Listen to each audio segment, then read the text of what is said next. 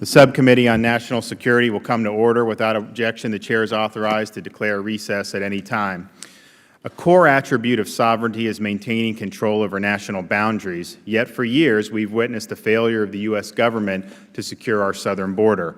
This failure has allowed millions of foreign nationals to enter the United States illegally and has allowed huge amounts of illicit narcotics to be smuggled into the country. This sorry state of affairs has had significant consequences for American taxpayers, for victims of violent crime, and for the rule of law.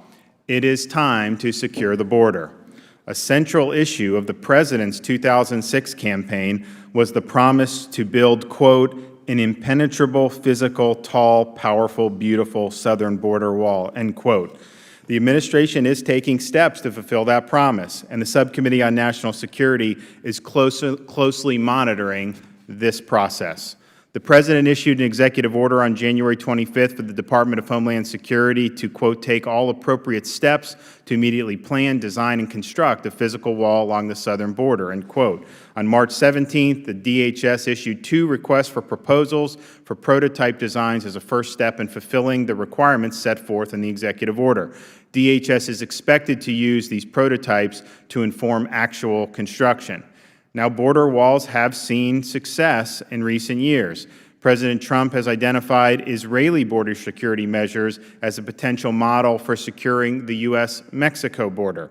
The construction of a security fence on the Israel-Sinai border cut illegal entries from over 16,500 in 2011 to just 43 in 2013 and 12 in 2014, a 99% decrease. Israel's Prime Minister, Benjamin Netanyahu, remarked that President Trump is right. I built a wall along Israel's southern border. It stopped all illegal immigration. Great success, great idea. Now, do those who oppose building a wall dispute that success? Or is the reason they oppose building a wall precisely because they acknowledge its potential effectiveness at curbing illegal immigration? I think we have to figure that out. Recent media coverage has focused on the cost of building the wall, and obviously this is a legitimate issue. DHS has only just begun the procurement process, yet opponents of a secure border have resorted to employing exaggerated cost estimates about a border wall. For example, Senate Democrats recently issued a very flawed report claiming that the wall would cost $70 billion. Today's Democratic witness wrote in January, however, that a border wall would cost as much as $14 billion, which is obviously much different than the Senate Democrat estimate. And I think what they did was take the highest historical number they could find and multiply it by the total miles of the border, which I don't think anyone is suggesting is the way to do it. And other opponents of a secure border have parroted the sloppy back-of-the-napkin math that's meant to confuse the issue. And the American people deserve better than misinformation. The wall should be built in a fiscally responsible way, and there are a variety of creative ways, such as by using the seized assets of drug dealers to build it at little or no cost to the American taxpayer. At the same time, what is rarely discussed, but which needs serious inquiry, is whether securing the border will have a positive effect on American taxpayers at the local, state, and federal levels. And today we'll hear testimony from immigration expert Dr. Stephen Camarota on the significant burdens that illegal immigration and having an unsecured border can impose on U.S. taxpayers. Dr. Camarota estimates that if a border wall prevented between 160,000 to 200,000 illegal crossings, which is only about 10% of the expected crossings in the next decade, then the U.S. would realize between $12 and $15 billion in savings. That would effectively offset the cost of building the wall, even if you didn't use the seized drug assets. Of course, securing the border is more about dollars and cents. It's also about our government's duty to secure its borders, defend our sovereignty, and most importantly, protect our citizens. Illegal immigration has had significant human costs. Too many Americans have been robbed of loved ones through crimes committed by criminal aliens who should not have been allowed in this country to begin with. One of them is Mrs. Agnes Giboney, who lost her son, Ronald Da Silva, 15 years ago today. Ronald was murdered by a previously deported illegal immigrant with a long criminal record, and she herself is a legal immigrant from Hungary. Now, she did it the right way, and her son was taken from her by someone who had no right to be in our country. What makes this tragedy and others like it so painful is that Ronald's murder was preventable. Had the government simply done its job and maintained a secure border, the murderer would never have been able to enter our country, and Ronald would still be with us. Building a wall on the U.S.-Mexican border will not stop all illegal immigration, but it's a necessary first step and, consistent with experiences in San Diego and Yuma, has the potential to dramatically reduce it. The United States will also need to deploy additional human, technological, and legal resources. In addition, predictable enforcement of immigration laws in the interior of the United States will restore the rule of law and deter would-be illegal immigrants from attempting to circumvent the laws in the first place. We hope that our witness from the National Border Patrol Council, Mr. Brandon Judd, will speak more broadly about what our officers and agents on the ground see on the border every day and what they need to do their job. This subcommittee will continue robust oversight over these actions to determining how they are meeting the threat posed by a porous border, and we want to make sure that taxpayer money is being used well, that the barrier is being built in an effective way, and we're going to continue to monitor this as this unfolds over the next year and a half. I thank the witnesses for being here today and for their testimony, and with that, I yield to sitting in for my friend from Massachusetts, the ranking member, Mr. Lynch, is Mr. Desaulniers.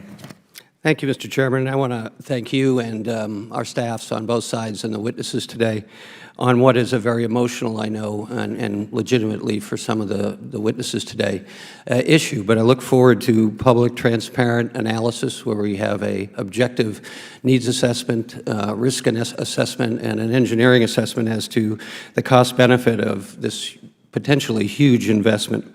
Mr. Gibney, I can't imagine being the father of two sons who lost a parent to violence. I can't imagine what it is like to be here to sit on this anniversary. So for your loss and your passion to see something's done about that, I am very respectful in so much as we may have some differences. I understand, I think as best I can, of what's brought you here today and the earnest desire you have to see that, make sure that other parents will never be in the position you're in.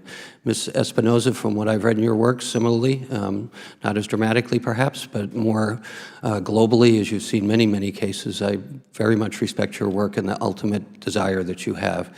And Mr. Judd, to you and your colleagues, great respect for the work that you do. I know when I was in the California legislature, many times having conversation with our state law enforcement people about the border, the difficult jobs you do, and the Department of Justice in California when they work with you on that. And the other two witnesses, thank you for being here. Let me just add to that, this crucial work we take is very serious. Again, it should be fact-based, looked at this issue so that we identify what measures will work, what the benefits would be, and what the cost would be to the taxpayers and all Americans. The wall that the President is proposing simply won't work, in my view and in others, and will divert resources away from the areas critical to protecting the health, safety, and security of Americans. Recently, Oversight Committee member Will Hurd, who represents a district covering 800 miles of the border, addressed his concerns with the President's plan. He wrote an op-ed in the Washington Post in which he called the wall, quote, the most expensive and least effective way to secure the border. He also wrote, quote, true border security demands a flexible, defense-in-depth strategy that includes a mix of personnel, technology, and changing tactics, all of which come at a lower price tag than a border wall. I am in agreement with my colleague. The proposed wall is incredibly expensive with little, if any, return on the investment, despite the fact that the President claims that the wall would cost $10 to $12 billion. Most analysis place the number far higher. The Department of Homeland Security conducted an internal study that estimated the border wall would cost nearly $22 billion in upfront construction costs alone. Other independent and congressional studies have estimates up to $40 or even $70 billion. This is all in contrast to the programs the same administration has proposed getting, including those that help everyday Americans and provide returns to the American public. It's troubling that the President's proposed budget proposes billions towards a wall while slashing critical domestic programs, including his proposed budget that would cut nearly $6 billion, or nearly 20% of the funding, to the National Institutes of Health, jeopardizing medical advancements to cure chronic diseases and save lives, including cancer. Additionally, the President's proposed wall will undermine our national security by redirecting funds from programs that actually work to secure our border. This money would instead be pulled from port and airport security programs that help secure these major points of entry where drugs are much more likely to be trafficked into our borders. Despite the President's rhetoric during the Obama administration, the number of unauthorized immigrants into the United States dropped from 12.2 million to 1.1 million in 2014. During that same time, more people became unauthorized to be in the United States simply by overstaying visas than by coming across the U.S. border with Mexico. At least 40% of all individuals in the United States illegally have overstayed their visas rather than coming across the border. The President's proposal to build a solid concrete wall across the length of our southern border fails to be either workable or cost-effective. His request for Congress to appropriate billions of dollars is a short-sighted request for Congress and breaks one of his most fundamental campaign promises that the American people would not pay a dime for the wall on the U.S.-Mexico border. Mr. Chairman, we have a short video to play at this time. Without objection.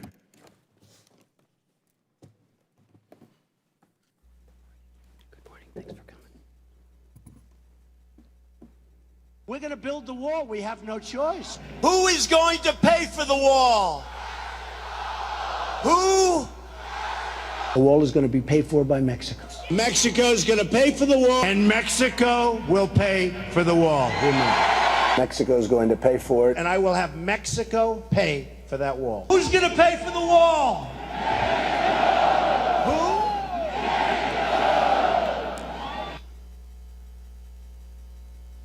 Do you believe that Mexico will pay for it? No.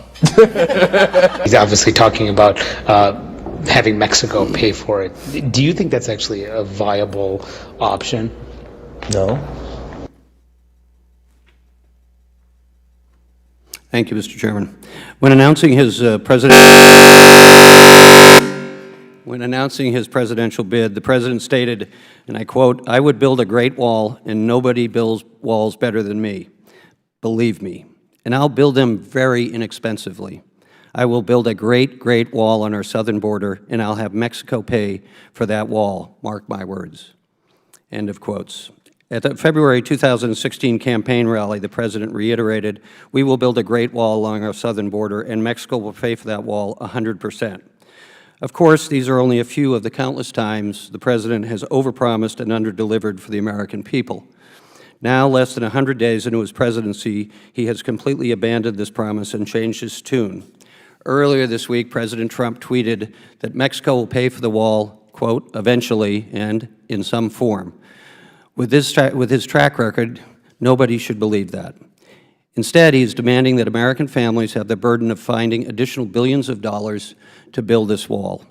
Until earlier this week, he was signaling that he would be willing to shut down the government to get the leverage to take this money out of the wallets of hardworking American families. We have real problems to address in securing our borders, we all agree. But the President's proposed border wall does nothing or very little to advance our national security. Not only should it not be built, but it absolutely should not be built on the backs of hardworking American families. I yield back. Gentleman yields back. I'll hold the record open for 5 legislative days for any members who would like to submit a written statement. We will now recognize our panel of witnesses. I'm pleased to welcome Mr. Stephen Camarota, Ph.D., Director of Research, Center for Immigration Studies, Mr. Brandon Judd, President, National Border Patrol Council, Ms. Maria Espinosa, Director, the Remembrance Project, Ms. Agnes Givney, mother of Ronald Da Silva, who was killed by an illegal immigrant 15 years ago today, and Mr. Seth Stoddard, former Assistant Secretary for Border, Immigration, and Trade Policy, Department of Homeland Security. Glad you were able to get here. Welcome to you all. Pursuant to committee rules, all witnesses will be sworn in before they testify, so if you could all please rise and raise your right hand. Do you solemnly swear that the testimony you are about to give will be the truth, the whole truth, and nothing but the truth, so help you God? Thank you. Please be seated. All witnesses answered in the affirmative. In order to allow time for discussion, please limit your testimony to 5 minutes. Your entire written statement will be made a part of the record. Mr. Camarota, you are recognized for 5 minutes. Thank you. I would like to thank the chair and the committee for inviting me. My name is Stephen Camarata, and I am Director of Research at the Center for Immigration Studies. My testimony today is based on a recent report published by the Center. This analysis reports the fiscal costs of illegal border crossers based on some fiscal estimates developed by the National Academy of Sciences, Engineering, and Medicine earlier this year, or I should say last year, for immigrants by education level. These calculations are based on some pretty well-established facts about illegal immigrants. First, there is agreement that illegal immigrants overwhelmingly have modest levels of education. The vast majority either didn't graduate high school in their home country or have only the equivalent of a high school education. There is also agreement that immigrants who come to America with modest levels of education, regardless of legal status, create more in cost for government than they pay in taxes. Now, taking the likely education level of illegal border crossers and combining them with the net fiscal estimates from that National Academy studies shows that on balance, if you take all the taxes that they're likely to pay in their lifetime, given their education levels, and all the services and costs they create, there's a net drain on taxpayers of about $75,000 per illegal border crosser, or about $7.5 billion per 100,000 illegal border crosser. This figure is only for the original illegal immigrant. It doesn't count their descendants. We can do that. That's also in the study from the academies. If we apply those estimates, then the cost would rise to about $94 billion per illegal immigrant and their descendants, or about $9.4 billion per 100,000. Now, to be clear, the fiscal costs of illegal immigrants is not due to the fact that they don't want to work. It's not even due to the fact that many work off the books. Rather, it reflects their educational attainment. In the modern American economy, people with this skill profile, native-born immigrant or legal immigrant or illegal immigrant, pay less in taxes than they use in services. There's pretty much absolute agreement on that. Now, what these cost estimates do is give us an idea not only of what illegal border crossers cost, but they let us evaluate the likely savings that different enforcement strategies create for taxpayers versus what these enforcement strategies might cost. So, for example, a newly released study by the Institute for Dissent Analysis indicates that perhaps 1.7 million new illegal immigrants will successfully cross our border in the next 10 years.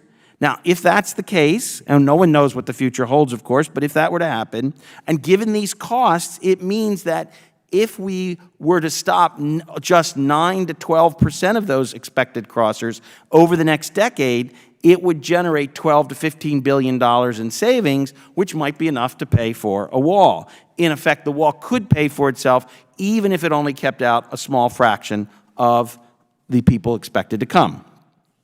Now, recently, the Cato Institute evaluated my analysis, and they argued that the illegal immigrants weren't as unskilled as I thought they were, based on my analysis of the data. But even so, they still found that the average illegal border crosser would pay creates a fiscal deficit of $43,000, or $4.3 billion per 100,000 illegal crosser. Now, Cato, in their analysis, also tries to argue that state and local government costs, which are in the National Academy studies, shouldn't count because it's the federal government that's building the wall. Now, this argument doesn't make sense to me, but ultimately that's up to Congress, whether to count the state and local costs. But it seems reasonable to me to do so. Now, finally, I just want to make one more point about the costs that come from the National Academies. They employ a concept called net present value, which calculates the fiscal impact. But this concept, which is commonly used by economists, has the effect of reducing the size of the drain that unskilled immigrants will create because it discounts the costs in the future. If you didn't do that discounting, the costs are much higher, about roughly double, about $150,000. So if you want to do a different calculation where you don't discount the future, that's what you would get. But the bottom line from this analysis is that unskilled immigration, which characterizes most illegal immigration, is very costly to taxpayers given their education And given the realities of the modern American economy that pays the less educated relatively low wages, coupled with the existence of a large and well-developed administrative state. It's not, the fiscal cost they create is not a moral defect on their part. It's simply the reality of education. Thank you for allowing me to testify, and I look forward to your questions. Thank you. Now recognize Mr. Judd for 5 minutes. Chairman DeSantis, Congressman Desaulniers, I appreciate the opportunity to be here today. I want to emphasize first off, I will not advocate for 2,000 miles worth of border. That's just not necessary. But what I will advocate for is a border wall in strategic locations, which helps us secure the border. I want to point out what happened and give you a historical analysis of why the border is unsecured today. In the mid-'80s, the United States faced its first illegal immigration crisis. The Border Patrol had approximately 4,000 agents who were charged with patrolling nearly 2,000 miles of United States-Mexico international border. Other than barbed wire fences owned by ranchers, there were no vehicle or pedestrian barriers to impede illegal border crossers. The Border Patrol was overwhelmed, and Congress chose to deal with the influx of illegal aliens entering the United States by passing the Immigration and Reform Act of 1986. The act promised to secure the border and ensure the United States was never put in the same situation again. The act failed. It failed in large part because the United States government put the cart before the horse. Without securing the border first, the government legalized several million persons who willfully violated U.S. law. By so doing, we broadcast a clear message to the world that our laws could be made void if enough people entered the country illegally. The message was heard worldwide, and illegal immigration exploded. After IRCA of '86, illegal border crossings in high numbers took place almost exclusively in San Diego, California, and El Paso, Texas. The Border Patrol thought if it could control these two corridors, they would be able to control illegal immigration and narcotic smuggling. They threw the vast majority of their resources at these areas, but left other areas like the El Centro, California, the Yuma, Arizona, and the Tucson, Arizona Border Patrol sectors wide open. The prevailing thought was that the infrastructure did not exist on either side of the border to allow smuggling organizations to move their operations to the inhospitable and barren deserts areas of Arizona. The prevailing thought was wrong. For more than 10 years, the Tucson Border Patrol sector was overrun because we did not have the foresight to realize that smuggling is big business and that the cartels are extremely flexible and adaptable. In essence, we created the problem in Tucson, and the citizens and ranchers paid for our mistakes. Unlike today, in the mid-'80s and early '90s, ISIS didn't exist. Criminal cartels didn't control every facet of illegal activity on the border, and transnational gangs weren't prevalent in the United States. Today, however, this is our reality. And if we refuse to learn from failed border security policy and operations of the past, we will never secure the border. We must take a proactive approach, and it must start with the proper mix of technology, infrastructure, and manpower, and it must be comprehensive. We must acknowledge that shutting down the Rio Grande Valley sector without addressing Laredo, Del Rio, and Big Bend will just create the same type of vacuum that we created in Arizona. Part of the proper infrastructure, the wall, is being heavily debated, and as an agent who worked in two of the busiest sectors in the history of the Border Patrol, I can personally tell you how effective border barriers are. When I got to the Tucson sector, we had next to nothing by way of infrastructure, and I can confidently say that for every illegal border crosser that I apprehended, 3 got away. The building of barriers and large fences, a bipartisan effort, allowed agents in part to dictate where illegal crossings took place and doubled how effective I was able to be in apprehending illegal border crossers. As an agent who has extensive experience working with and without border barriers, and as the person elected to represent rank-and-file Border Patrol agents, I can personally attest to how effective a wall in strategic locations will be. I implore both sides of the aisle to quit politicizing border security and illegal border entries and work with the men and women of the United States Border Patrol by providing the proper technology, infrastructure, and manpower. By so doing, Border Patrol agents will secure the border. I appreciate your time and look forward to answering all of your questions. Thank you. Thank the gentleman. Ms. Espinosa, you're up for 5 minutes. Mr. Chairman and distinguished members of the committee, I am honored to be here before you today to testify on issues associated with national security. My name is Maria Espinoza. My testimony is based upon my nearly 8 years of traveling across the country with the Remembrance Project, an organization that advocates for those families, our country's previously most forgotten, whose loved ones were killed by illegal aliens. My testimony is designed to assist you and others to understand the urgency of the immediate need to secure our country. Americans will continue to be under assault until the wall is built and the border secured. I have attended murder trials, criminal and civil hearings, testified in other states, and participated in roundtables, discussions with sheriffs. I have made presentations and have spoken with groups all over the United States about the most devastating of all impacts of illegal immigration, the loss of a life. I have had hundreds of firsthand experiences with many stolen lives, families. For nearly 20 years, families of Americans slain by illegal aliens have given heart-wrenching congressional testimony, like the one you're about to hear from Mrs. Gibney, about the tragic and violent killings of loved ones perpetrated by someone who should not have been in the country in the first place. The irony, while it seemed as though the politicians listened and even publicly gave the families their condolences, congressional leadership, the bodies of both houses, Democrat and Republican, have failed to enact the very measures that would have saved American lives. America has spoken. We want the wall built right away. Today, I speak on behalf of the Remembrance Project Advocacy Incorporated, where we proudly support our president and an American-first national agenda. The wall is a foundation upon which a comprehensive border policy can and must be built. It is of the utmost urgency. First, for a future perspective on the horrors of a national open borders policy, let's look at Texas over the past 6 years.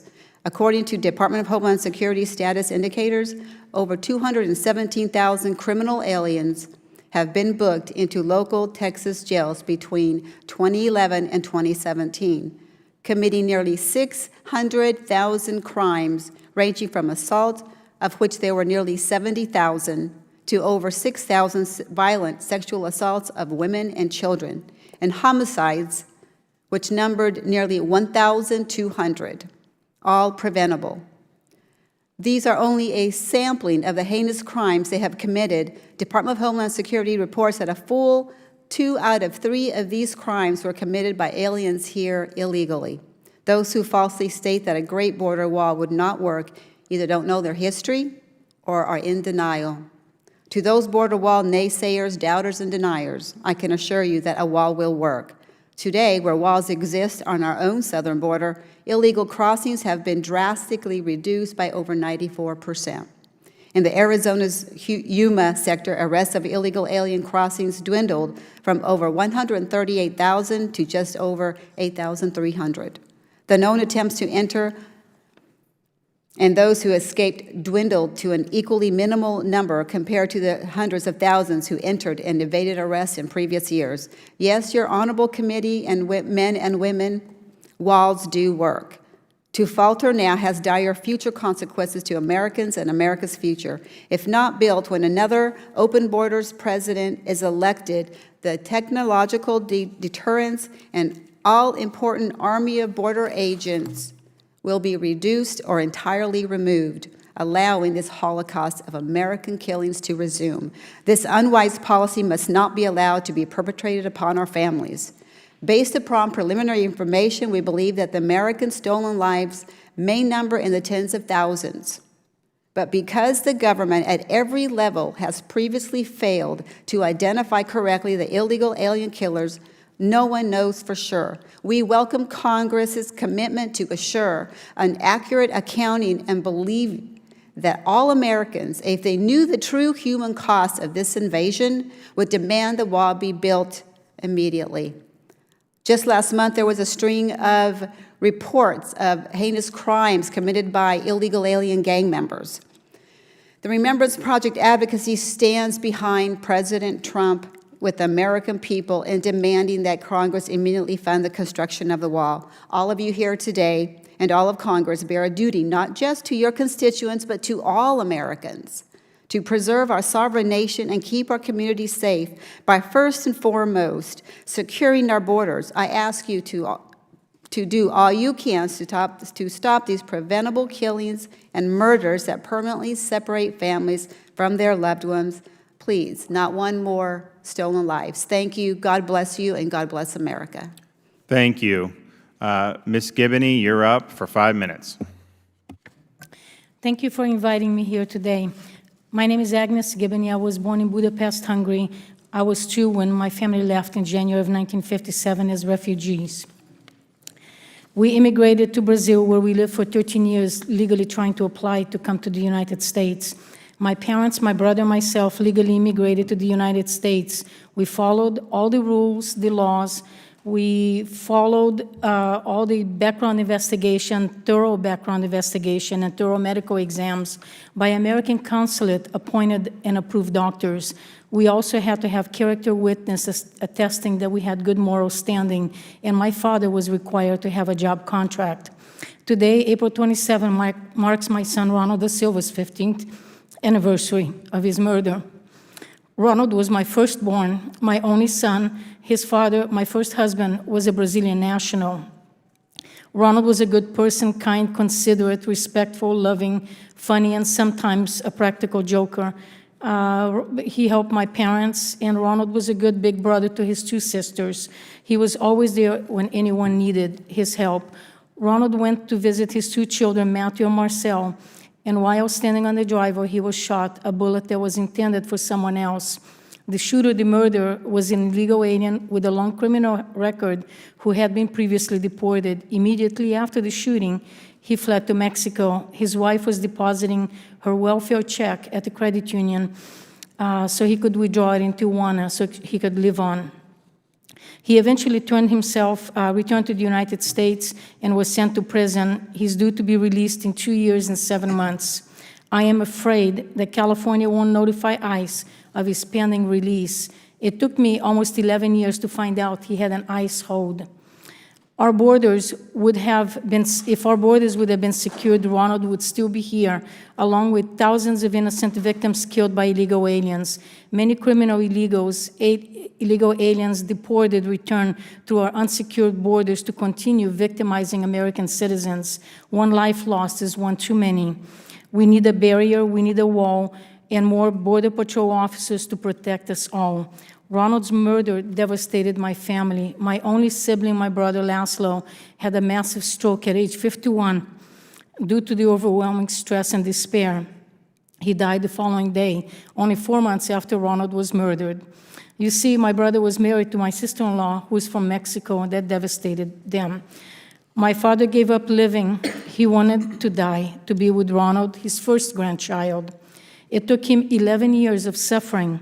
My mother tried to be so hard and strong for me and the family. She was our rock, but I could see the incredible pain in her eyes. She too is in heaven now. They are together, my son, my brother, father, and mother. I have never seen my husband, Mark, a highly educated man, retired deputy chief of El Monte PD, where my son was murdered, so helpless. Watching the devastation, the panic, the pain, there was nothing he could do to undo or fix what happened. He was the one to call me at the campground where I was camping with my 2 daughters, with Girl Scouts, to tell me that Ronald was shot in the shoulder and he was expected to survive. We immediately drove home. As I walked in the house, he hugged me and said, "I am sorry." I told him I was going to the hospital to be with Ronald, so when he came out of surgery, he wouldn't be alone. It was then that he said, "I'm sorry, Ronald didn't make it." Now I live a life sentence of pain and suffering, wondering what would Ronald look like. Would he have gray hair at age 44? Would he be married? What would he be doing? I miss his beautiful smile, his warm bear hugs, his sense of humor, our talks. I miss his voice, his scent. I miss family get-togethers with all of us present.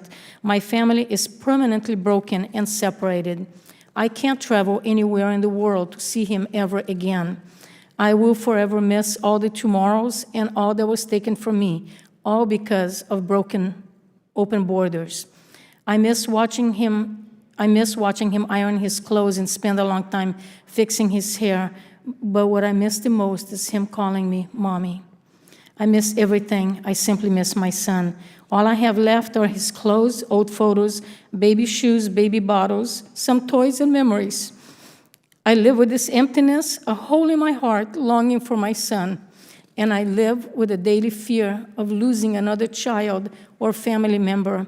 We cannot afford to lose one more life. Ronald is just one life. His death is not an isolated case. Deputy David March murdered a couple of days after Ronald in a neighboring town. His murderer also fled to Mexico, and he also had been previously deported. His widow, Terry, and I became friends. We would compare our pain, our hurt, our grief, and often cry together.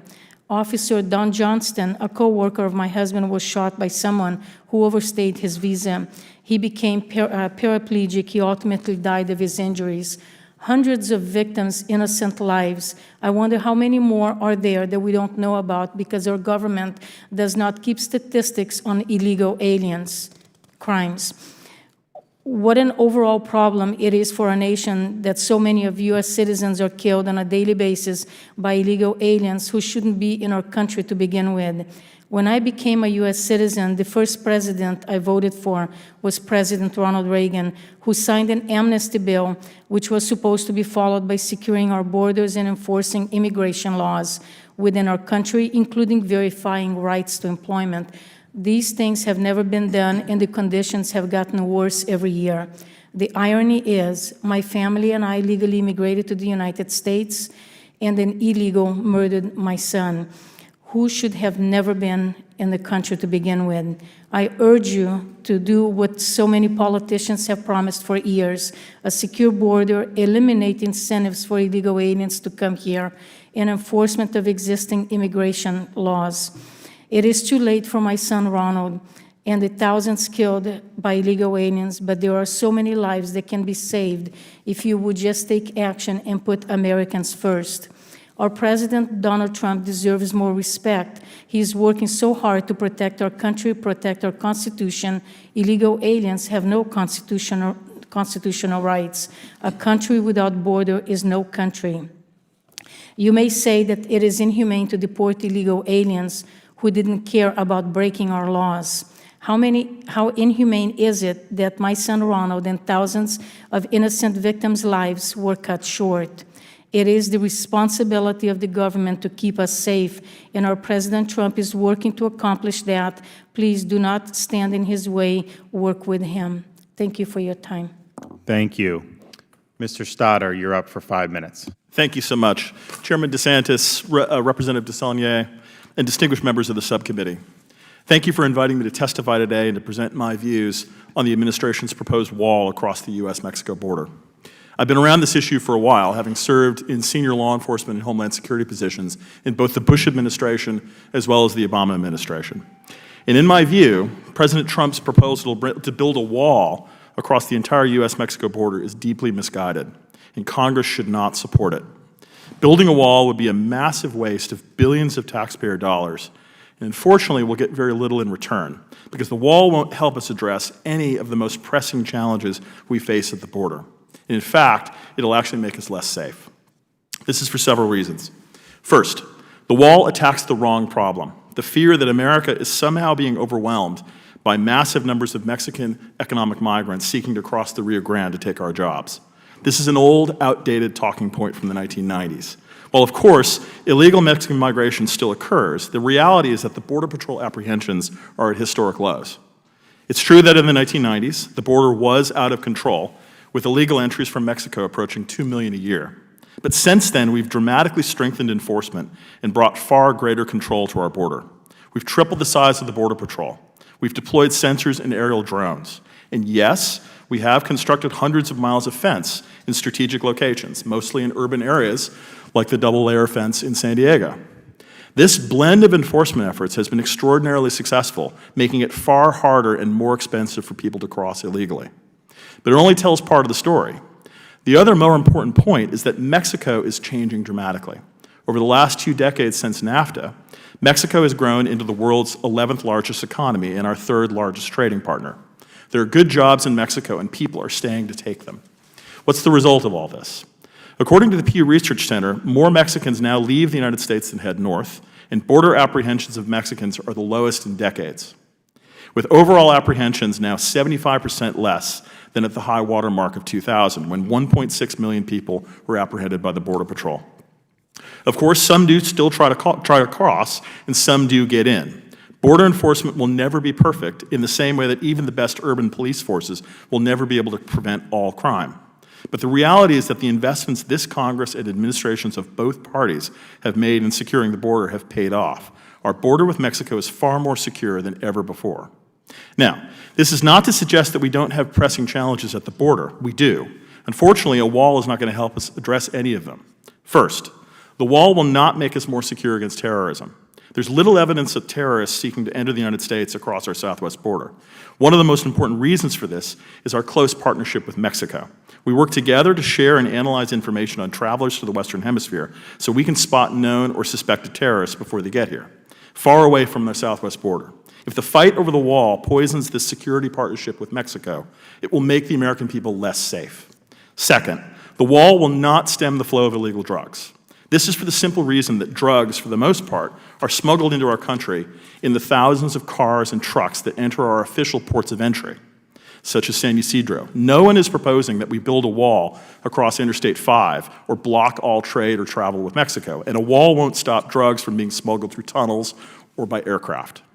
Third, a wall will not help us fight the drug cartels. Most senior cartel leaders don't travel to the U.S., but if they do, they don't wander across the Sonoran Desert. But if Mexico reduces its cooperation with ICE and DEA in retaliation for our effort to build that wall, it'll be far more difficult for us to successfully build cases against key figures or locate them for arrest in Mexico. And finally, the wall will not help us address the most pressing migration challenge we face, which stems from the crisis in Central America, with thousands of Guatemalan, El Salvadoran, and Honduran families fleeing violence, extreme poverty, and environmental crises and coming to our border to seek asylum here. Most of these migrants are coming to our ports of entry or voluntarily turning themselves into Border Patrol agents between the ports of entry in order to claim asylum. Under U.S. and international law, we can't just build a wall and bounce them off. We must allow credible asylum claims to be heard in our immigration courts, and a wall will only channel those claimants to the ports of entry. It won't prevent them from coming in the first place. So a wall is not going to help us with any of the most pressing challenges we face at the border. Back in the 1970s, Senator Proxmire used to hand out what he called the Golden Fleece Award to highlight wasteful federal spending. I can't think of any program that would make Senator Proxmire more proud than the border wall, the ultimate golden fleece of American taxpayers, with billions going to contractors seeking to build a wall that will provide no security benefit to the American people. Republican Representative Will Hurd puts it well. Building a wall is the most expensive and least effective way to secure the border. That's sad enough. But even sadder is that the effort to build the wall will divert resources away from measures that will actually help address the priority challenges at the border. Our immigration system is indeed in crisis, straining from the flow of Central American asylum seekers. We need more resources specifically devoted to addressing this challenge, and in the question, I'm happy to give my thoughts on that. But suffice it to say, a wall is not going to help, nor will it make us safer from terrorism or organized crime. The wall is an extremely bad idea, and I hope Congress does not support it. Thank you.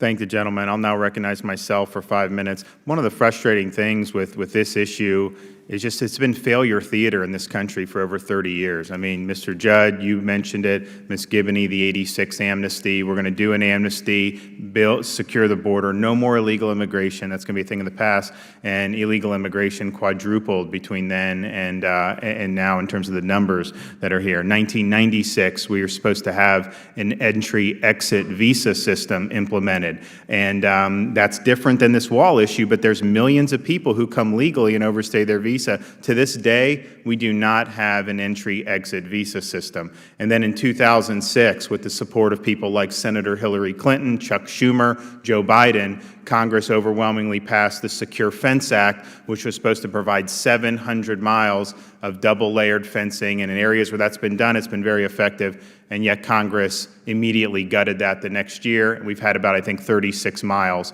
total. And so we got to get it right. We've been toiling with this for decades. Let's get it right, and let's do it. Now, Mr. Camerota, the examples of Israel and San Diego suggest that if you do effective fencing or a wall, that could actually reduce illegal immigration much more than your estimate. So do you agree? You took a very conservative estimate about how a wall, how much illegal immigration a wall would prevent? Yes, I think it is pretty conservative. The experience with walls is that they do work where they are, but where they're not, people tend to go around them. And there are, as you say, visa overstays, which is a very important question. But where they are, yeah, they work quite effectively, that's for sure. Now, the strain on the taxpayer, people come illegally, their medical costs that get borne by the taxpayer usually? Right, that can often happen. People go up to an emergency room or otherwise free clinics, so that's a big area of cost. Education costs? Education is another one. We spend about $17,000 on each child in the United States, very, very roughly, and you have maybe over 1 million illegal immigrant children in U.S. schools. And then law enforcement people say, well, people who come illegally don't necessarily commit crimes at a higher or lower level. And I don't know if that's true, but even if it is, that's taxing law enforcement, correct? Because those would be people, if the border was secured, that law enforcement have to worry about at all, correct? Perfectly reasonable. The data's all over the place on that. It's not clear whether illegals have a higher crime rate, but I think as we've heard today, that's really not the point, is it? If someone's not even supposed to be in the country and they kill someone, that is clearly preventable. And I think that's what frustrates the American people so much. Now, your study, it doesn't even take into account, I don't think, the non-economic costs associated with having a porous border and allowing illegal immigration. I mean, you know, drugs, human trafficking, obviously the crime, as we've seen, that is not even reflective at all in your study, correct? No, I didn't include any of the costs for the children of illegal immigrants, too. Okay, so there's clearly, I think with the victims we've seen, I mean, there's immense cost that goes with that. So you think that your study, it's probably conservative in terms of the number of illegal entries that it could prevent, but it's also conservative in terms of some of the benefits, because you'd be talking about drugs, you'd be talking about crime, you'd be talking about reducing other bad things associated with having a porous border. Is that fair? Yes, I think that's fair. I mean, look, a lot of these things you can't put a dollar amount on, as we've heard. In terms of paying for it, are there ways, whether it's what Senator Cruz suggested by taking the seized drug asset money, which is billions and billions of dollars, others have said take some of the illegally obtained refundable tax credits by, you know, that's $7-8 billion I think you could save. So do you agree there are ways where that money can be identified and used that don't necessarily involve just having the American taxpayer pay for it directly? Yes, you've mentioned two. The other is the tax remittances that flow out of the United States at tens of billions of dollars. Put a tax on them and you could generate income as well. Now, Mr. Judd, I think you agree that when you have areas where these barriers have been effective, like San Diego, obviously the bread and butter is still going to be you guys out there, but it really is a force multiplier because one of your agents can then cover a much larger territory if you do have that barrier. Is that right? With a barrier, it's estimated that all we need is one agent per 3-4 linear miles. Without a barrier, I need one agent per linear mile. So the cost effectiveness of a barrier in manpower is extremely successful. So yeah, we absolutely need to look at where we have to put the wall, and it will allow us to dictate where crossings take place and allow us to be more effective. And the Secure Fence Act had 700 miles out of the 2,000. Do you think that makes sense? Is that probably enough? I mean, I don't think anyone's saying you need 2,000 miles. I do. In fact, Chief Ron Vitello recently came out and said the exact same thing that I've been saying for 2 years, that we need it in strategic locations. And again, that 700 miles is about what it is. Now, you were a critic of the catch and release policies of the Obama administration, it's fair to say? Yes. So, doing a lot of things we need to support you is important, but you can do all those things, and if there's an administration in power that doesn't really have the will or that ties your hands behind your back, then you could have the best of intentions. It's going to be difficult to get this problem right. Is that accurate? It is, and what's extremely frustrating is to cross the border at a place other than a port of entry. That's a crime. When we see these individuals, what we're effectively doing through the catch and release program, we're driving the criminal smuggling organizations, and we're incentivizing them to allow these individuals to cross the border at places other than ports of entry. Every single one of these individuals could legally present themselves at a port of entry, but it's the smugglers who are forcing them to cross at places other than a port of entry, which then puts extreme pressure on us, and takes people out of the field, which then opens up holes that allow smugglers to bring across even higher cost value traffic, such as heroin and potentially even people from Middle Eastern countries. So it's a huge problem. So you think, in terms of the issues with not having a secure border, I mean, you think the drugs, you do think drugs are coming across illegally, and that's a major issue? I know they are. And in fact, if we really think that more drugs are coming across the ports of entry, we're absolutely wrong. All you have to do is pull agents out of the field, and that's what smugglers are doing by crossing these family units that are coming over here and asking for asylum. What we're doing is we're creating holes, and we're allowing the smugglers to bring across their higher value products, such as heroin. Ms. Gibney, thank you for your testimony. And this is something that's very personal to you, to get this border under control, correct? Absolutely. And I think you've said before that you'd be happy to take your own shovel and work to build it, even in the 120-degree heat. I was just going to say that. Yes, I would be happy to go and work on the wall myself. I know it's not feasible, but trust me, I would be there. And that is because you don't want to see anyone else to be in your shoes someday. Never. It's such a pain. It's so difficult, especially days like today, that I don't even wish it upon the guy that murdered my son. I don't wish this pain on his family. That's how painful. I mean, you would think that I would wish him a lot of harm. I don't. But nobody should have to suffer through something like this. Because if my son would have been sick, I would have resigned myself that it was his time to go, that was God's wishes. But my son's life was cowardly taken. And I think you also mentioned in your testimony, and that's going to be an issue that we're going to have to come on in a different hearing, I think, but your son's murderer is in prison, will eventually get out.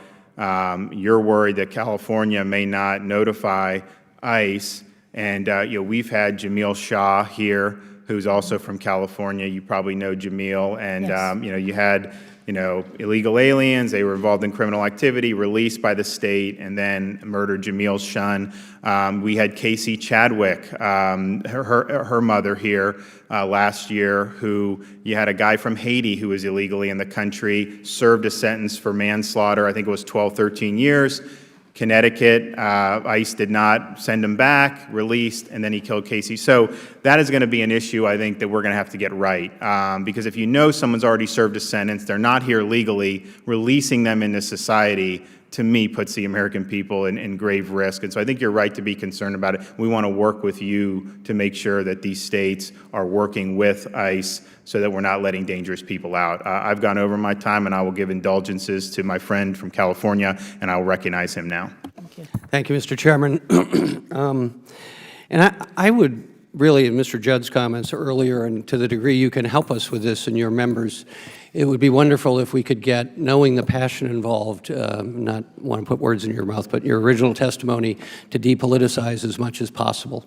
Having spent a good deal of time when I was in the state legislature in California researching public works projects that are so-called mega projects, as any project over $1 billion, there are just fraught with concerns from an implementation standpoint. Your point about where it is.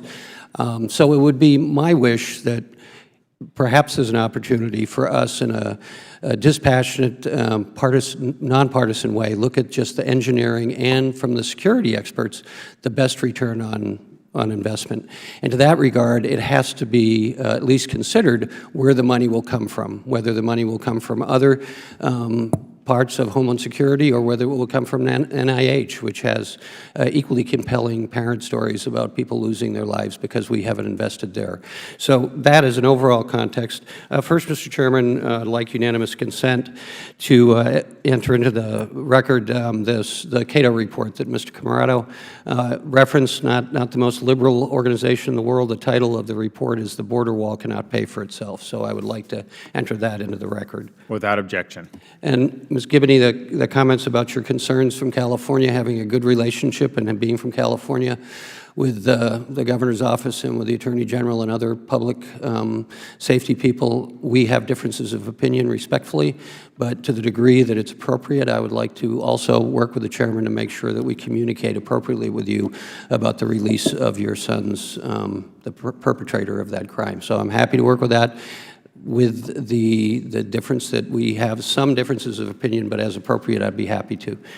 Mr. Stoddard, you have a lot of experience in this field.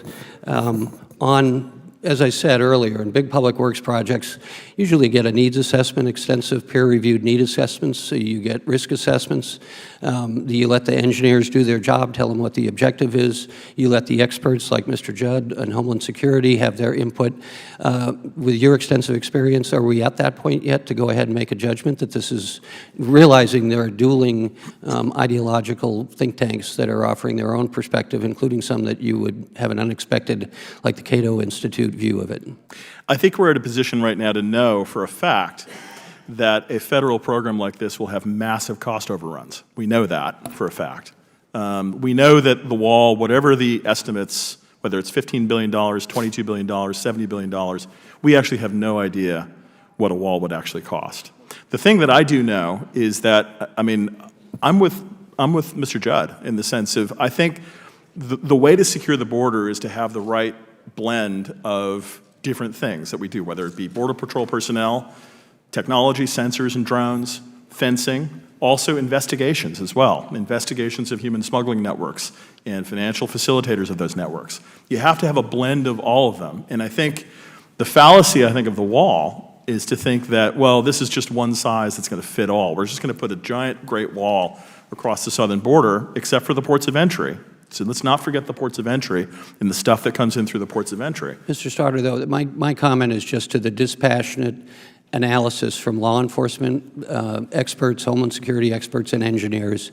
Has there been any of the due diligence done that you would expect for similar public works Not projects? that I'm aware of, and I think it's something that absolutely needs to be done. I mean, we need to focus. I think we need to get the pros from the Border Patrol and from ICE and others together to sort of think through what's the right blend in any particular sector area. And I mean, I'm not a person that would say, I mean, I'm as strongly enforcement oriented as the next person, having served in both Bush and Obama. I just don't, I think, and it could be that additional fencing is required in certain areas and strategic locations. It did a world of good in San Diego, certainly. But I just think the idea of putting a wall across the entire border, I think without further deeper analysis is misguided. Okay, I've got two quick quotes from you that I want you to respond to, both about the sentiment expressed here in these quotes in regards to illegal immigration and drug enforcement. Homeland Security John Kelly recently stated that a threat against aviation, quote, keeps me literally awake at night.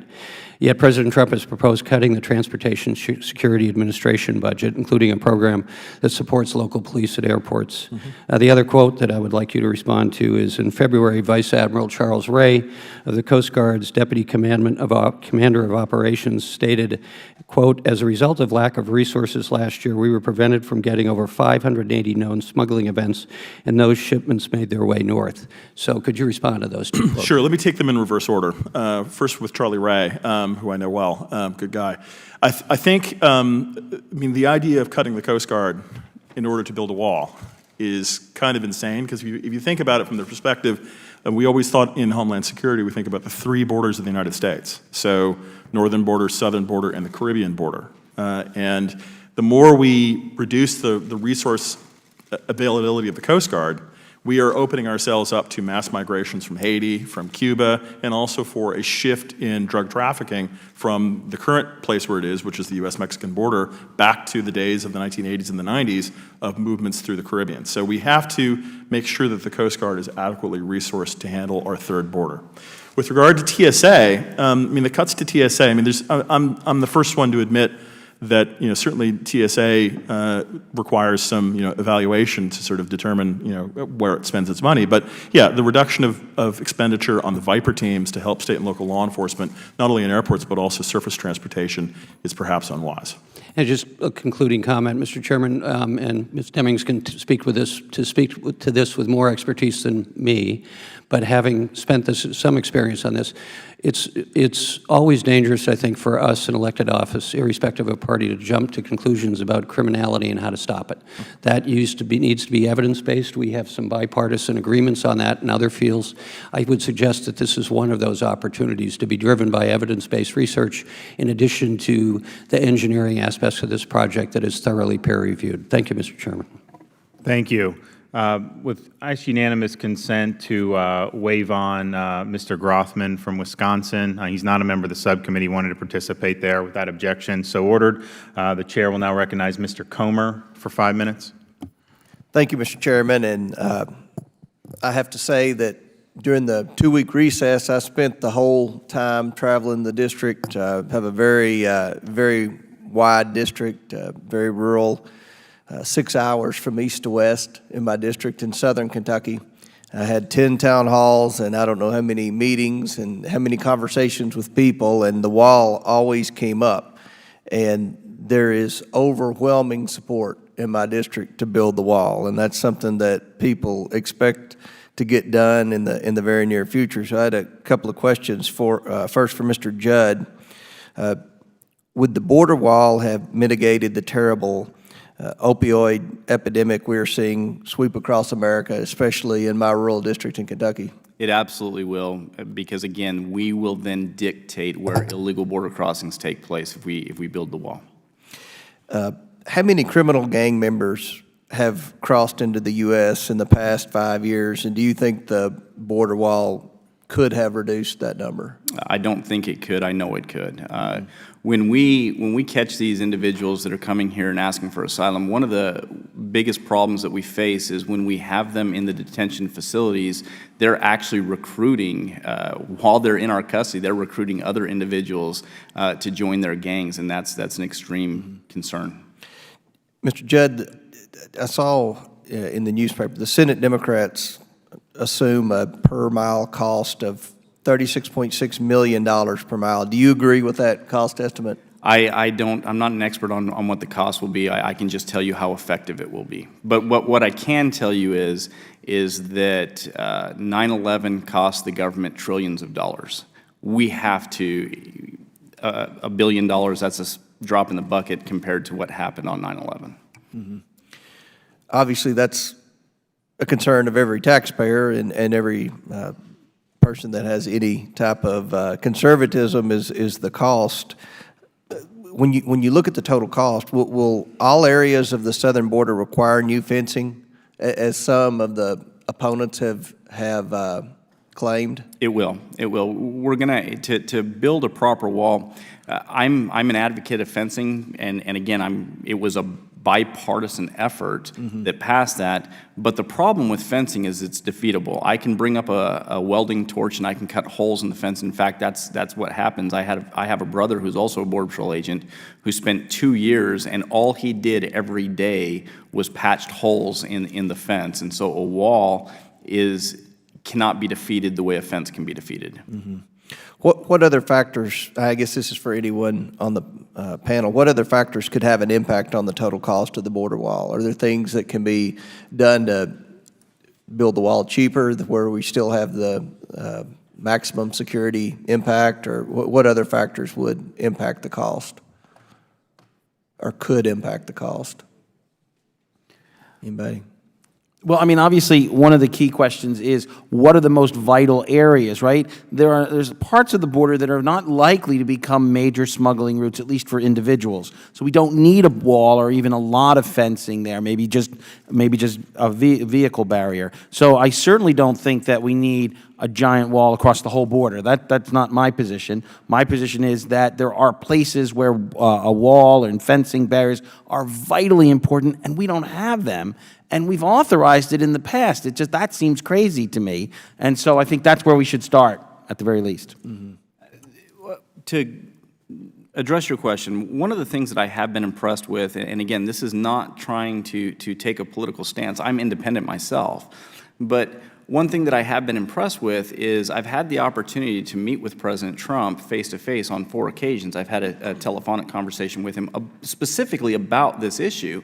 And one of the things is yes, he's come in with preconceived notions, but one thing that I have been very impressed with was, as a businessman, he has been willing to listen to the experts and what they've had to say. Now, what his ultimate decision is going to be, I don't know. But I have had the opportunity to let him know that it's not 2,000 miles worth of wall, it's strategic locations, and he's been open to that idea. So I'm hoping that's in fact where he goes, because that will drive the cost way down. That's great. One thing just to add to that a little bit is the unpredictable factors in terms of how you construct a wall like this, or even fencing in areas, is environmental issues, private lands, all kinds of litigation that could come out of this. I mean, I think we shouldn't, in any big project like that, we cannot be Pollyannish about how much this is going to cost and how long it's going to take, because of the other factors that could go into it. And I have huge concern about the private property aspect of it, so I would agree with that. But my time is up. Thank you, Mr. Chairman. Thank the gentleman. Chair now recognizes Ms. Demings for 5 minutes. Thank you so much, Mr. Chairman, and thank you for having this very important hearing. First of all, I want to just say to Ms. Giboni how sorry I am for your loss. I am the mother of 3 sons, and I can't imagine what it would be like to not have those hugs and talks and interaction with them. So I'm so sorry for your loss. I spent 27 years in law enforcement and at the Orlando Police Department. And I can tell you, as a 27-year veteran, I've worked my share of homicides, aggravated assaults, rapes, child molestations, kidnappings, more than I care to admit. And I wish that I could have simply put up a wall to stop it, because I would have done that. A question that came up earlier, what I can also tell you without hesitation is that the overwhelming majority of the people we arrested in those cases were not undocumented immigrants. And so the ranking member is absolutely correct that we do as we keep America safe. It is my #1 priority. We have to be careful that we are not generalizing a certain group of people from a certain place if we are committed to doing this correctly. Mr. Judd, I also want to thank you for your service. This is not a political issue. It's certainly not for me. I'm going to believe that it's not for you. You talked about how important effective border barriers areas are. And just to kind of clear up this for me in my mind, candidate Trump, when he talked about the wall, said it's going to be hardened concrete made out of rebar and steel, and that's not the wall that you support. Is that correct? Actually, I absolutely support a wall that can be that is not defeatable. Again, this wall made out of steel, rebar. It cannot. It has to be a wall that cannot be defeated by welding torches. We face that problem on a daily basis today. So yes, it has to be an impenetrable wall. So you would support a wall that was 2,000 miles? No. A concrete wall absolutely made not. out of steel and rebar? No, I support a wall in strategic locations, which will then allow us to dictate where illegal border crossings take place. Okay, and when you say us, who exactly are you referring to, The United please? States Border Patrol. Okay, all right. Mr. Stouter, I understand, of course, that you have worked on border issues in the Department of Homeland Security for 15 years under 2 administrations. Thank you so much for your service as well. And you stated that we have greatly improved our border security against the most pressing threats to public safety, including terrorism, transnational organized crime, and we have established far greater control over illegal immigration on our southwest border than in any other time over the last 4 decades. Can you explain in more detail, I don't think we can talk about it enough, how we've greatly improved our border security, or in other words, what has changed? Sure. What did we not have 4 decades ago that we now do? Yeah, I mean, I guess what I can speak to is, since when I served in the Bush administration in the years after 9/11, and then also serving the Obama administration, there's been a bipartisan consensus, both administrations and in Congress, to strengthen border enforcement. We have tripled the size of the Border Patrol. We have deployed sensors, aerial drones across the border. We have put fences, secure fences, in important strategic locations on the border. Are more fences needed in different places? I don't doubt it. But I think that's a question for the local Border Patrol sector chiefs to determine in their particular areas of responsibility what the right mixture of personnel, technology, and infrastructure really is. The other thing is that I think ICE, U.S. Immigration and Customs Enforcement, has become far more effective in going after human smuggling organizations and going after their financial facilitators. So our investigative capabilities are also fairly strong. Now, here's the other thing that I think to focus on here. Number one, with regard to Mexican immigration, you have to think in terms of the undocumented population in the United States, which is declining. It's around 11 million people right now, down from about 12 million people 10 years ago. Less than half of that population now, as just announced the other day, is Mexican. So that population is now mostly visa overstays. It's less than half is the Mexican population, and it's declining. The numbers of people who are coming across the border now, the Border Patrol is regularly apprehending about 400,000 people at the border every year, down from 1.6 million when I started back in the Bush administration after 9/11. But half of those people are from Central America. So the Central Americans who are coming up, and those folks, either whether they're apprehended by the Border Patrol or by the Office of Field Operations at the Port of Entry, most of those folks are actually claiming asylum because they're fleeing violence, or they're fleeing other difficulties in Central America, or they've been told to do so by the smugglers. Some are legitimate, some are not, but all of them are entitled to a day in court in their immigration courts if they pass a credible fear screening, and about 90-something% of them pass credible fear. So what I would say is that we have become far more effective at policing the flow of people coming from Mexico. Mexico has changed economically, so more people are staying home. Fewer people are coming, but we still have serious problems, and the serious challenge that we're facing now in terms of migration is Central America. And that's straining our resources because people are claiming asylum, but there are 500,000 person backlogs in our immigration courts, and that's what causes CBP and ICE to have to release those folks into the United States pending their claims. So if we were to spend, the first $1 billion I would spend in border enforcement probably would be going towards the immigration courts to staff those courts so we can actually expeditiously and efficiently process asylum claims, so we don't have to have people in the United States for the 5, 6, 7 years that it takes often to process an asylum claim. And that would send a message to the smugglers, I think, to say, this is not a free pass to come to the United States. Thank you so much, Mr. Chairman. Thank you so much for the additional time. I yield back. You mentioned asylum. I mean, do you think that Congress needs to relook at how some of those statutes operate so that we can kind of not incentivize so many people to come in and make claims that really aren't meritorious? It's a difficult question. The way the system works right now is that people come in, kids who come on a company don't have to go through the credible fear screening. They just come in. So if they're coming from Central America, not from Mexico. But the issue of whether credible fear should be looked at again, I think is a difficult, tricky question, because I think the reality is, the stakes of being wrong, of a USCIS, a Citizenship and Immigration Services officer, being wrong and determining somebody does not have credible fear, can result in certain circumstances of somebody going back to El Salvador or Honduras and being killed. So the stakes are high in terms of how we think about the credible fear test. Now, having said that, I think the statistics are of people coming from El Salvador and Honduras, and to a lesser extent Guatemala, about 95% of them make it through credible fear screening. Okay. And in the immigration courts, 50% All right, succeed. yeah, let me recognize Mr. Duncan for 5 minutes. Sure.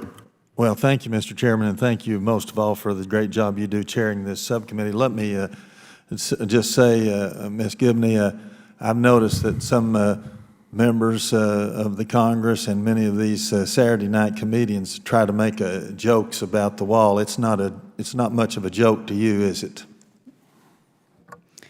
No, it is not. I don't see what's funny about it because they have not been affected personally, because if they would think differently also. Well, I wish that everybody could have heard your testimony. I've always heard that the worst thing that can ever happen to you is to outlive one of your children, and certainly you have our condolences. Let me say this. You know, some people imply or even say that if we try to enforce our immigration laws that it's cruel or something's wrong with it. But you know, I noticed in some of the staff material, President Netanyahu of Israel, he said President Trump is right. I built a wall along Israel's southern border. It stopped all illegal immigration. Great success, great idea.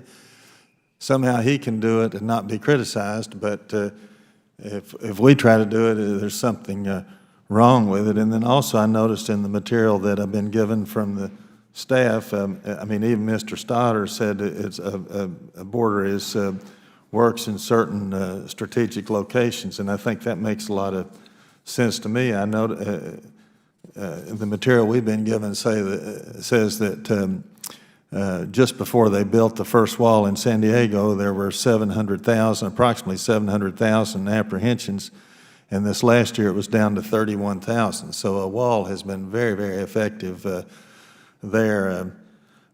You know, the situation is this. You know, there's two statistics that tell the whole story.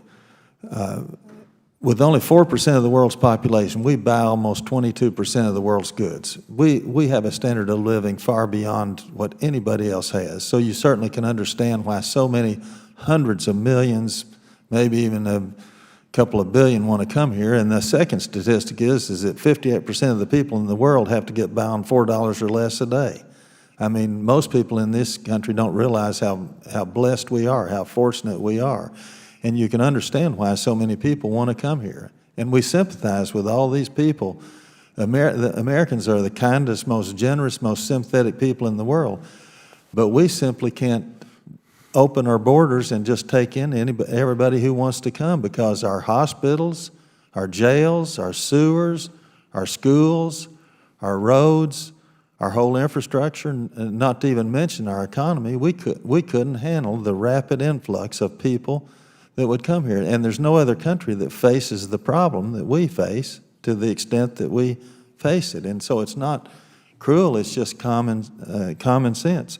Dr. Camarada, the staff says that there's a recent National Academy for Sciences study that estimated the net fiscal drain of each illegal crosser was $74,722. Are you familiar with that study? Yeah, let me be clear. What the National Academy did was calculate the drain or fiscal benefit, depending if someone's very skilled, by education for each immigrant. So what I did was just apply that to the skill level of illegal immigrants to come up with an estimate how big it would be. So I took their estimates by education and looked at the education of the illegals, and it comes to about $75,000 per illegal. Then also we've been provided with figures that the IRS is paying out billions in improper payments to illegal immigrants every year through the use of refundable tax credits. Have you looked at that? Yes, particularly the refundable portion of the additional child tax credit. The IRS a while ago made a determination that they could pay that out, and they didn't have to worry so much about illegal status. So yes, they are clearly paying hundreds of millions, if not billions, out to illegal immigrants. There's no question. It's also the case that they pay some out in the earned income tax credit, but less. Well, final question. Let me ask you this. For years, we've seen this figure, and even in the material that we've been given for this hearing, it says 11 million illegal immigrants. Almost everybody I talk to estimates that it's way more than that, way more. And that we're really probably talking 20 or 30 million, but you've studied this in detail, and I haven't. Tell me what you feel is the accurate or most accurate figure in that regard. It's important to recognize that it is illegal and difficult to measure, and there is a margin of error. But if you're asking me, I think it's 10 to 12 million. Could it be a little bit higher? Yes, it could be. But very briefly, the way we arrive at a number like that is we know about how many legal immigrants there should be in the United States. And then we look at the data the Census Bureau collects that identifies immigrants, and then we subtract that out, and we get a residual. And that number is about 10 million. And so then you think, well, maybe we're missing 10% based on some other research. But it could be 20%, but you can see how it doesn't get up to 20 million. Is the Census Bureau data itself any good? I'm going to argue yes, just because when we look at what the data shows us about school enrollment, or we look at what the data shows us about birth, it pretty well lines up with administrative data. So I think that those estimates are right. Let me stop you and ask one last thing. How many millions have we allowed to immigrate here legally over the last, let's say, last 50 years? Well, the total foreign-born is about 46 million today in 2017, and about 10 or 12 of that is illegal. So there are about 33 million, 32 million legally people present in the United States who are foreign-born. Now, some have become citizens, but that total foreign-born legal is about 32 million. My point is that no other country in the world has even come close to allowing as many people to immigrate here legally as we have. Thank you very much. Thank you, Mr. Chairman. I thank the gentleman. Time's expired. The chair will now recognize our guest from Wisconsin for 5 minutes. Okay, I was going to do a follow-up that I'll just ask you briefly. You're confident. How long has that 11 million figure been out there? How long, if I would ask you or somebody in your position, how many people are here illegally, would we hear the 11 million figure? Well, we think that it's been around that number for like 8 years now, because every year we take the American Community Survey or the current population survey and try to estimate it. What was it in the year 2000? I think the general estimate is somewhere around 8 million. I'm not sure that's right, but okay. I'm going to ask you guys some questions as far as the overall cost. Is there any estimate out there the amount of money we're paying every year for health care for people who are here illegally? Do you want to count like U.S.-born children or just the illegal immigrant? Because a lot of children of illegal immigrants are signed up for Medicaid, so that would be a big cost. Anyway, so you'd have to decide. Either estimate. It's several $billions a year for treatment for the uninsured, because the illegal population makes up a large share of the uninsured. Okay, several billion, that, what, 5 billion? Yeah, that would be a perfectly... Okay. I know it's difficult to get records. Well, are there any estimates to the degree to which income-based transfer payments are going to people illegally? I hear anecdotal evidence from income maintenance workers in my district that they are getting people who they thought are illegal coming here. Do we have an estimate on the total amount of what we'd call welfare benefits going to people here illegally? We do have some estimates. Remember that an illegal immigrant can collect benefits on behalf of a U.S.-born child. If we include that, then those numbers certainly run, to over $10 billion. If you count things like the U.S.-born child on Medicaid, a family, for example, can get food stamps even though the parents are illegal, because the food stamps come in the name of the U.S.-born children. So there's a lot of that going on. Don't you believe that there are a lot of people, even adults, who are signing up for benefits who may not be citizens? May not be citizens? Sure. There are a lot of legal immigrants who also access the welfare system. I mean, I could give you my estimates for those things. I don't have them right in front of me. But yes, legal immigrants make extensive use of the welfare. How about illegal immigrants? Illegal immigrants, yes. We know from the survey of income and program participation, where they pretty well identify themselves as illegal based on some questions, that more than half of all households headed by illegal immigrants have someone in that household signed up for some kinds of benefits, typically the non-cash programs. Could you give me the total amount, if you had to throw out a number there? Total amount that illegal immigrants are receiving in income transfers, cash, and non-cash type stuff? Right. Oh, that would be well over $10 billion, at least, more than that, and most of it from the federal government. And of course, most of that is going to U.S. citizens. ultimately, right? Well, it depends on how you view it, right? Because if you have a family getting food stamps, the parents certainly can feed themselves on those food stamps. Okay. If the family lives in public housing because they have one U.S.-born children, which is certainly allowed, then the parents are benefiting. So it depends on how you want to calculate But or view most that. systems don't cut off U.S. citizen children from welfare benefits. That's right, they don't, and that's why illegal immigrants can use those programs through their U.S.-born children. It's hard to get the numbers. Do you know how many people in our criminal justice system, how many people in local jails, prisons are illegal immigrants? Do we have hard numbers on that? Incomplete numbers. Substantial? I mean, when I hear talking to people who run these facilities, they think it's a significant situation, even in Wisconsin. But do you have any estimates? Remember, the federal government is paying out lots of money already through the SCAP program, so that might be a place to begin to look at what share of inmates in Okay. jails and prisons. So that's big. I'll give you a question. Do you know what the age of consent is in other countries around the world? I'd leave that. I know it's less than the U.S. I don't know. Does anybody know about the age of consent is in Mexico, for example? Mr. Stoddard, you've been involved in this area for quite a while. Do you know? I don't know the age of consent in Mexico. That's shocking. Well, obviously, when we have people coming from another culture, it's important, we adapt to our culture. How long were you involved in this game, Mr. Stoddard, that you don't know that? The age of consent in Mexico? Yeah. It's never been presented to me to know what the age of consent is in Mexico. I know that the age of consent in the United States is 18.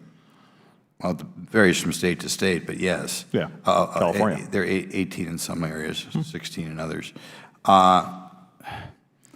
Isn't it age 12 in many parts of Mexico? Do you view that as a potential problem when people come into this country, men come into this country and are used to living in a culture in which the age of consent is 12? Should people talk about that? Should people be educated about that? What's the relevance of it? What are you driving at? Well, I am just saying. From a law enforcement standpoint, absolutely, because what we're doing is we're taking people into our country. People are coming to our country that have a different set of rules, and they're trying to take those sets of rules and apply them here in the United States when that's wrong. Again, we're talking about illegal acts. We're not talking about legal acts. We're not talking about legal immigration. We're talking about illegal immigration. And when illegal aliens come to the United States, and that's why Ms. Gibney and Ms. Espinosa are here today, is because these individuals come from countries that do not enforce their laws, and they come to the United States, and because they were allowed to break our laws, they think that they can break any law, and they continue to perpetrate more crimes upon U.S. And citizens. Mr. Stoddard can't figure it out, but you see a danger in people coming to this country who don't know what our laws are with regard to the age of consent and may think the laws in this country are the same as the laws in other countries. And for those of us who care about women or young girls, we might view that as a concern. Well, we do. In fact, all you have to look at is what happened in the school in Virginia, where that young girl was raped by two people who crossed the border illegally, who were ultimately released under the catch and release program, which is why I'm so against the catch and release program. But we see that that people who break our laws willfully then try to apply their set of rules that they brought from their country into our own country, and that creates a huge drain on law enforcement. Not just a physical drain, but a drain on certainly the victims. Yes, absolutely. And I do want to state also that not enforcing our laws encourages more breaking of the laws, and we certainly do not want to import more crime. I don't think there's any evidence to indicate that kids under the age of 18, whatever their age, whatever the age of consent in their home countries, makes them more or less likely to commit crimes once they're here. I think the data is not there. I don't think that's what the data says. The one thing I will say about the age of consent that is important to think about, this Congress to think about, is with regard to the Central American unaccompanied minors who are coming here.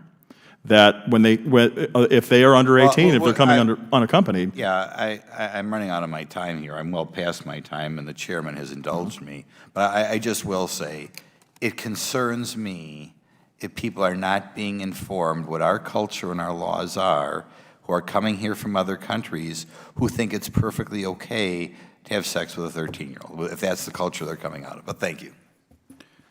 Gentleman's time's expired. I'll recognize myself for 5 minutes. Mr. Judd, it's been reported there have been a dramatic drop in illegal crossings over the past several months. Do you attribute that to the new posture being utilized by the Trump administration and Secretary Kelly? I know it is. In fact, when we interview these individuals that are currently crossing the border, it's they know that the laws are going to be enforced. The simple promise that the laws were going to be enforced have driven down. But I must warn you, we're in a honeymoon period. We have to continue to enforce laws, because if we don't, illegal immigration is going to go back up. Can I say one quick thing about that? Sure. What's interesting about this drop is, look, conditions haven't changed in Central America, just a lot fewer people have come. What that reminds us is migration is a choice. People's lives might be difficult, but the fact is they make a choice to come. Things haven't changed. A lot of people say, look, people are compelled to come. They have no other option. But just the president's rhetoric mostly has affected people's behavior. Imagine if we follow it up with actual policy. I think it's too soon to make a judgment on that, because I think the other way of looking at it could be. I got a couple things I got to get to. I appreciate it. Mr. Judd, crime on the border, a real problem? It's a huge problem. In fact, if you look at Border Patrol agents, we are assaulted at a rate higher than any other law enforcement agency in the entire United States. And so, yes, border crime is a huge issue.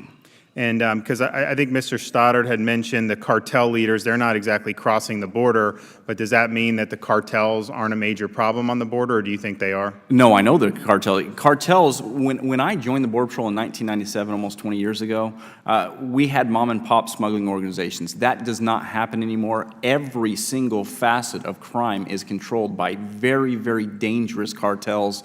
Pathologically dangerous. They have no regard for human life whatsoever, as we currently see in Mexico. And unfortunately, that is starting to spill over into the United States, because they operate here in the United States now, whereas they didn't do that 20 years ago. Dr. Camerota, let me ask you this. You agree that there are clearly a number of immigrants, legal immigrants, I think, who have a very positive economic impact on our society? Especially in the fiscal area, the most educated immigrants are definitely a fiscal benefit, paying more in taxes than they use in services. But that does not describe the typical illegal immigrant. Right. So there's a difference between people who are coming through the legal channels, and I think it may not always be enforced, but our law is that people, when they come here legally, are not to be a public charge. They have to support themselves, correct? That is what the law, though it's defined in a very narrow way, so it's not that meaningful. So you're talking about people who are going through obviously unauthorized channels, and there's even a difference between the visa overstays versus the border crossers. The border crossers would have even less skills and they'd be the least less educated, education. right? Yeah. Okay. Ms. Espinosa, you've seen a variety of these issues or these tragedies over many, many years, and you've been an activist. So can you just kind of crystallize for us the importance of this issue and how it affects some of the human lives that you've been able to work with over these many years? Yes, Mr. Chairman, thank you. And what troubles us most is that all of these crimes and killings are preventable, and we only deal with the killings of Americans. However, the child molestation and rape is very high as well. You can see stats in North Carolina. And what is also very troubling is the fact that our own victims, American victims, are misguided through the system. And Agnes here was not allowed to give an victim's impact statement. So securing the border and enforcing laws, and I am for border wall and fencing, just like Mr. Judd here. And I want to say also, you agree with, I think most of the witnesses, you don't need to do a 2,000-mile one because there's some areas, so you basically do it in areas where there's where it can stop the crossing. Yes, sir, and that's common sense. And I don't want this issue to be politicized. And I'm a former Democrat. My father was born in Mexico. I've been in the strawberry field since I was 8 years old. So this is not a political issue. When my husband and I, Tim Ling, started this Remembrance Project, we looked at the issue. It was about an officer in Houston, Texas, who was shot by an illegal alien, and there was a lawsuit brought against the city by his widow, who was also a police officer, Jocelyn Johnson, and that was about sanctuary cities. Never heard of it before. We were not political, and here we are. And again, I just stress to you that let's look at the issue here, not politicize American life. So we have seen so much, and again, I appreciate your time, but I just can't tell you how much if you would just please look at the issue and focus on keeping Americans safe. Thank you. Appreciate that. I'm going to recognize my friend from California for 5 minutes. Thank you, Mr. Chairman. I want to thank you and everyone who joined the hearing, including all of the witnesses. I'm more taken by the fact that a lot of what we're dealing with here is symptoms of a larger problem, and that is for this country, and particularly for Congress, to come up with thoughtful immigration policy and reform. In a global economy where the world has clearly changed, as the Chairman said in his introductory comments, things have changed. In this country, immigration and diversity is the basis of our success and our birth. And it's been part of our success ever since and differentiates us from every other country in the world. Having said that, we need to have immigration policy that's right, that protects against the kind of criminality that we've heard about, both personally and statistically today. So I just want to leave one quote, because Senator Moynihan many years ago in Congress across the other side of the aisle once famously said, everybody's allowed their own opinions but not their own facts. And for some weird reason, we have now entered into a period, whether it's alternative facts or not, we fight opinions, period. So that's why maybe this is an opportunity, Mr. Chairman, to do what we have recently been able to do on a bipartisan level when it comes to the adjudication process and criminality, is to deal with evidence-based research. And if all of you could help us with that, knowing of your very strong passions and opinions and different perspectives, I think we would get to the point that the Chairman started this committee on, is our failure to come up with an immigration policy that's effective, that allows people to come to this country, that the Statue of Liberty proudly welcomes, that want to come here and have opportunity, but under conditions that we set as a nation in terms of policy to both protect the citizens who are here now, but enable those incoming immigrants to flourish as the founders wanted them to do.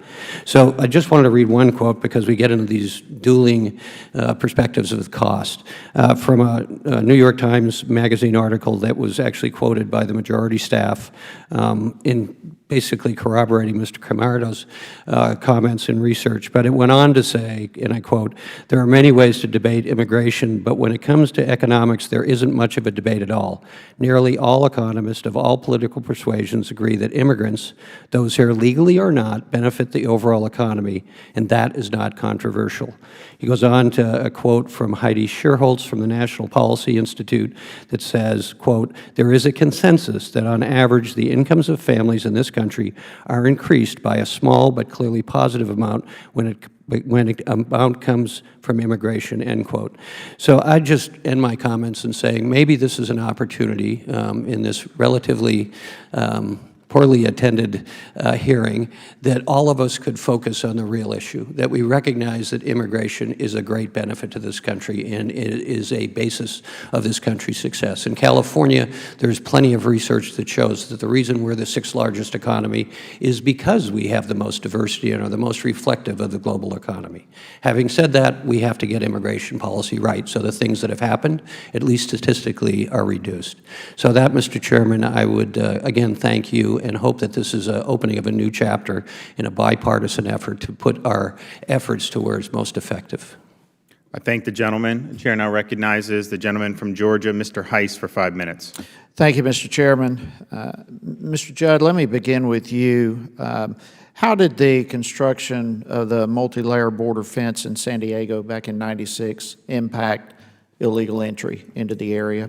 It moved illegal entry over to Tucson, Arizona, and it caused a huge impact. But what I can tell you, Representative Heiss, is that everywhere that we have built a fence, we have been effective. We have been effective in controlling where illegal immigration takes place, which then allows me to be more effective in the number of illegal aliens I take into custody.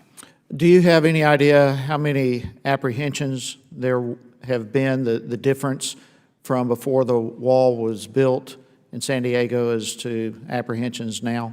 Yeah, again, the high water mark was the very late 90s, early 2000s, and San Diego was a fairly busy place.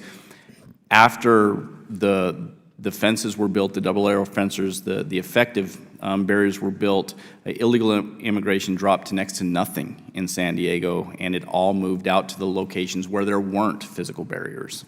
Yeah, let me give you some figures that I've found, and you can verify this for me. What we have seen is there were in 1996, prior to the barrier, there were 480,000 apprehensions in 1996. Most recent figures, 2016, there were under 32,000. That's over a 93% decrease. And that is largely due to the enforcement posture which we took in San Diego. Unfortunately, we didn't take that same enforcement posture in the other sectors, such as Tucson, Arizona, and so we drove everything out there. But since we have been taking those same types of postures, we've driven down illegal immigration in Tucson as well. So yes. What are some of the other postures? I now realize we can't positively quantify the effectiveness totally with the layered wall that has been built, but there's no doubt the correlation. The numbers have dropped drastically, over 93%, since it was put in place. But what other measures have been taken in San Diego? Well, the most important measures that we took was not only did we build these barriers, but we promised that anybody that crossed in that particular corridor, we were going to detain them, keep them in custody, and we were going to hold them until they had their deportation hearings. Whereas in other locations, if we took them into custody and there wasn't bed space with ICE, we would then end up just walking them out our door and letting them go and hope that they would show up for their immigration hearing sometime later on, a couple years down the road. But in San Diego, what we did was we used what was called the consequence delivery system, which then anybody that crossed through that corridor, we would hold in custody and we would put them through deportation proceedings. Okay, Mr. Camarada, let me ask you, do you believe that a border wall would help us address the issue of human trafficking? Yes, as I would second what Mr. Judd was saying. If fencing, barriers, wall in key places could make a very enormous difference as a force multiplier and would help us interdict trafficking. Have these discussions come up in various communities where you've had talks on this issue? I'm not sure I understand. You mean, do I think Yeah, that... have you brought this up in discussions you've had in the southwest border, specifically with the issue of human trafficking? The agents that I have spoken to when I've traveled down there all, like Mr. Judd, seem to feel strongly about the wall being helpful. So it would help, obviously, in multiple ways, be it just illegal individuals or drug trafficking, gangs, human trafficking. You believe it would be helpful across the board? I think it can be very helpful, sure. Okay. Mr. Judd, let me come back to you as far as, because I'm intrigued with what's happened in San Diego and your experiences overall. What other kind of technologies do you think could be implemented in addition to a physical barrier? First and foremost, I worked in the busiest sector, which was the Tucson sector. Individually, I ran a team of agents, which was a mobile interdiction team. We were arresting 100 illegal aliens a night. That was a team of 5 to 6 individuals, 100 people per night. Those 100 people that we were arresting, 300 people were getting away from us, just simply because that's what the number of people that were coming across. When we started deploying the technology, such as drones, such as more sensors, better scope trucks that had radar on them, when we started deploying that and we became more effective, what we did was we shifted the illegal immigration to other places that didn't have that. So what I'm going to tell you is that it has to be comprehensive, because we can't just continue to shift the burden to different sectors. We have to Sure, I get that, but you're talking everything from drones to virtual walls to more border They agents. all work. All of the above are necessary. They all work. Okay, thank you very much, and I appreciate it. Mr. Chairman, I yield. Gentleman yields back. I want to thank the witnesses for your testimony. Very much appreciated. A couple things I think that that we got from the hearing. I mean, we're not talking about a 2,000-mile wall. It's going to be basically finishing the job of the 2006 Secure Fence Act, and those are very important locations that can be a force multiplier. Doing that and reducing the flow can reduce burdens on taxpayers on the back end and can also reduce crime, which is obviously very important. We also saw these crime victims have stories to tell, and these stories need to be told. And the tragedy is that, you know, the federal government is partly responsible for these things, and that really upsets me. And you got to do better. This committee is going to monitor the cost of this thing. You know, we don't want to waste money, but I'm convinced that this can be done creatively, where you're not just appropriating money, but actually using some of the money that's seized or some of these other programs that are clearly running amok and diverting money. That was probably a better way to do it. And then I think, Mr. Judd, physical security, just one aspect, important aspect, but just one. You got to support the Border Patrol. We got to have good policies so that people know the law is going to be enforced. And we got to deal with this issue of people who are convicted criminals here illegally being released back into society rather than sent back. We just cannot allow additional crimes to be committed at that point, and we've seen it time and time again. So I appreciate everybody's time and testimony, and this is going to be an issue that the committee is going to continue to deal with. So thank you, and with that, this hearing stands adjourned.